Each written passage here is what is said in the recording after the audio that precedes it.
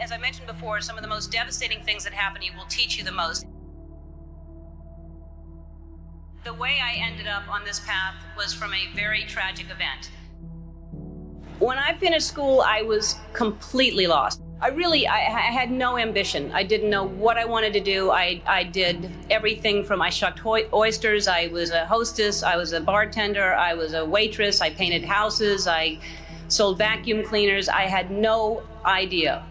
My girlfriend had been killed in a car accident, and we were living together at the time. My brother's band was performing, and we had broken up. We had fought a lot.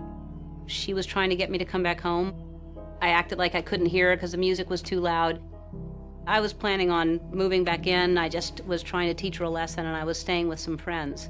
So I just acted like I couldn't hear, and I was being really dismissive of her. She had left before us, and as we were driving home, we saw a car, and it was split in two, and we heard sirens behind us, so it had just happened. Nobody was there yet, and we just kept going. And I found out shortly after that it was her. And I was living in a basement apartment. I had no money.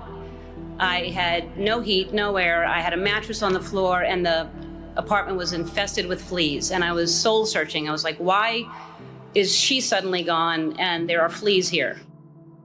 I started this path of stand-up, and it was successful and it was great, but it was hard because I was trying to please everybody, and I had this secret that I was keeping, that I was gay, and I thought if people found out, they wouldn't like me, they wouldn't laugh at me. So at the time you told your dad, he was with, his new wife, right? And your stepmother. And what happened? Well, actually, he told me that he figured it out. I was upset about something, and he kept saying, did you rob a bank? Did you kill somebody? And I kept saying, no, I just don't want to tell you. And finally, I told him, and he told me. And then they asked me to move out of the house. And so because she had two little girls that they worried that it would influence them. And, it was still, everything was fine. It was just they didn't want me living in the house with the two little girls, which really hurt because I loved them, I finally decided that I was living with so much shame and so much fear that I just couldn't live that way anymore. And I decided to come out and make it creative, and my character would come out at the same time. And it wasn't to make a political statement. It wasn't to do anything other than to free myself up from this heaviness that I was carrying around. And I just wanted to be honest. And I thought, what's the worst that can happen? I can lose my career. I did. I lost my career. The show was canceled after 6 years without even telling me. I read it in the paper. The phone didn't ring for 3 years. I had no offers. Nobody wanted to touch me at all.